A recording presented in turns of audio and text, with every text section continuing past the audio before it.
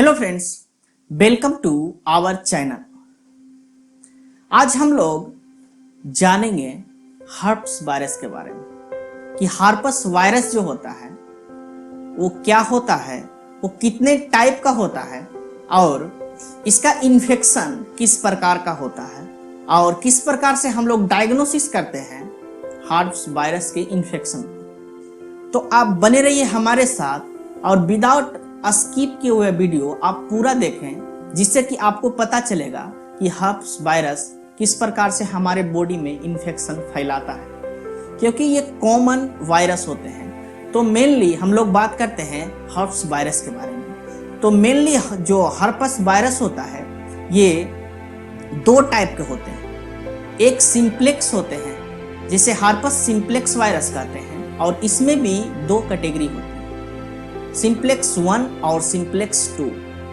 और जो दूसरे वायरस होते हैं उसे हर्पस जोस्टर बोला जाता है। तो जो हर्पस जोस्टर वायरस होते हैं ये मेनली बच्चे में चिकन पॉक्स काउज करवाते हैं। बच्चे में जो चिकन पॉक्स देखा जाता है ये हर्पस जोस्टर के कारण होता है। तो जब बच्चे में ये इन्फेक्शन होते हैं तो ये बच्चे के लिए बेनिफिट का काम करते हैं, जिस प्रकार कि वैक्सीनेशन का काम करते हैं पूरे शरीर में, कि दूसरे बहुत सारे वायरल इन्फेक्शन से बचाने के लिए ये बॉडी को रेडी कर देते हैं। लेकिन जब यही जोस्टर जो होते हैं, जो हर्पस जोस्टर वायरस होते हैं, जब एडल्ट में होते हैं तो सबसे पहले ये एक स्थान पे स्टार्ट होते हैं, किसी एक एरिया में स्टार्ट होते हैं और वहाँ एक पिंपल्स के जैसा पहले स्टार्ट होते हैं और उसके बाद वो पूरे बॉडी में फैलते जाते हैं और उसके अंदर जो होता है पस होता है, वाटरी पस होता है, और वो पस जैसे जैसे सूखते जाते हैं उस प्रकार से पेन स्टार्ट होते जाता है। और ये जो जोस्टर वायरस का जो पेन होता है, जो हर्पस जोस्टर वायरस का, ये बहुत ही सीवियर पेन होता है, जिसमें बहुत असहनीय पेन होता है, दर्द होता है और जलन के साथ होती है, जिसमें कि पेन किलर भी उतने कारगर नहीं हो पाते। और ये वायरस जब एक बार आती है तो ये पुनः 6 मंथ में, 1 ईयर में, 3 मंथ में रिपीट आती है। ये हमारा बॉडी, अगर किसी भी इंसान का बॉडी का इम्यून सिस्टम स्ट्रांग नहीं हो पाता है तो ये वायरस उन पर बहुत ज़्यादा हावी हो जाते हैं, बहुत ज़्यादा फैलाने लगते हैं। जैसे कि जिनको बहुत लॉन्ग टाइम से टाइप 1 डायबिटीज़ की शिकायत होती है, जो इंसुलिन लेते हैं, या जो अस्थमा के मरीज होते हैं, जिनको कि स्टेरॉइड लेते हैं, उस टाइप के मरीज में ये बहुत ज़्यादा देखने को मिलता है। और जो स्टेरॉइड का यूज ज़्यादा करते हैं किसी भी कारण से, तो ये वायरस जो होते हैं वो पिंपल्स वो फट जाते हैं, वो ज़्यादा एक्टिव हो जाते हैं। जबकि जो साधारण व्यक्ति होते हैं उनमें ये वायरस पूरे शरीर में फैलने लगता है और बहुत ज़्यादा पेन काउज करता है, बहुत ज़्यादा दर्द होता है। तो इस प्रकार के वायरस का किसी भी प्रकार का परमानेंट ट्रीटमेंट अभी हमारे मेडिकल साइंस के पास नहीं है, इसलिए सिम्टम के हिसाब से इसका ट्रीटमेंट किया जाता है। जैसे कि इस वायरस का जो सिम्टम होता है, खास करके जो जोस्टर वायरस, जो कि जोस्टर कैटेगरी का आता है, हर्पस जोस्टर वायरस, इसका जो सिम्टम होता है कि एक स्थान पे पिंपल्स के जैसा स्टार्ट होना और पूरे शरीर में फैल जाना, असहनीय दर्द होना और बुखार हो जाना और गले में खराश तथा खांसी भी हो जाती है। अब बात करते हैं हम लोग दूसरे वायरस जो कि सिंप्लेक्स कैटेगरी में आती है, जो हर्पस सिंप्लेक्स होते हैं। इसमें भी टाइप 1 एंड 2 होती है। तो जो 1 वायरस होते हैं जिसे HS1 कहते हैं, तो HS1 जो होती है वो ज़्यादातर हमारे ओरल एरिया में होते हैं। ये ओरल एरिया में वायरस होते हैं, जैसे कि लिप्स के बगल में हो जाना, चिक्स पे हो जाना, गर्दन में हो जाना। तो ये वायरस ज़्यादातर अपर पार्ट में होते हैं। जबकि जो सिंप्लेक्स सेकेंड होते हैं, जो सिंप्लेक्स 2 होते हैं, वो जेनाइटल एरिया में ज़्यादा होते हैं, वो लोअर जेनाइटल एरिया में ज़्यादा होते हैं। और दोनों वायरस सिमिलर होती है, सिर्फ इसकी कैटेगरी अलग अलग कर दी गई है।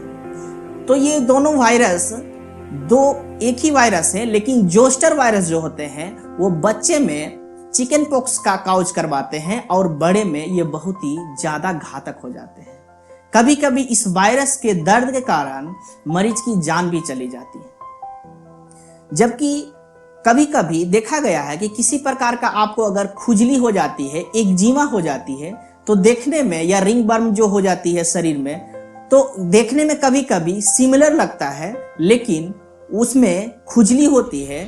जबकि इसमें खुजली के साथ बहुत ज़्यादा पेन होता है, बहुत ज़्यादा फीवर हो जाती है। कभी कभी तो फीवर 104 फ़ारेनहाइट तक हो जाती है, जिसमें कि पेशेंट का जान जाने का भी खतरा हो जाता है।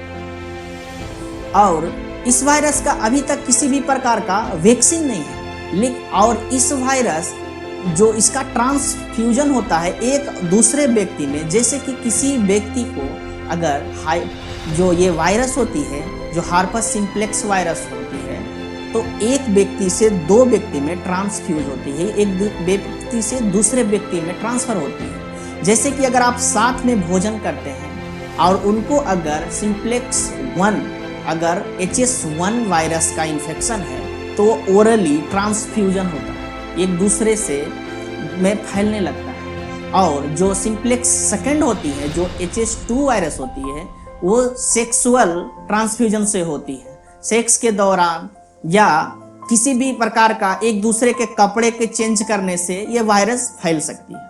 और सबसे पहले जब वायरस हमारे शरीर में एंट्री करता है, जब शरीर में आता है, तो गले में खराश, जुकाम, इस प्रकार का सिम्टम देखने के लिए मिलता है।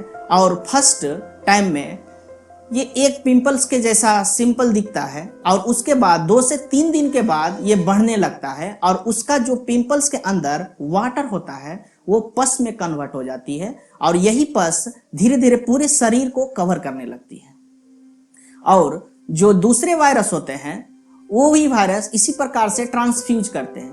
तो इस टाइप के वायरस का अभी तक परमानेंट किसी भी ट्रीटमेंट नहीं है, सिर्फ इसे आप पहचान सकते हैं। और इसके लिए आप जो हेम्योपैथिक का मेडिसिन होते हैं उसमें इसका थोड़ा बहुत ट्रीटमेंट अवेलेबल है, जबकि एलोपैथिक मेडिसिन में इसकी पूरी तरह से किसी भी प्रकार का ट्रीटमेंट अवेलेबल नहीं है, जिसका ट्रीटमेंट सिर्फ हमारा बॉडी खुद ब खुद 10 से 12 दिन, कभी कभी 1 महीने 2 महीने में ही हील करती है।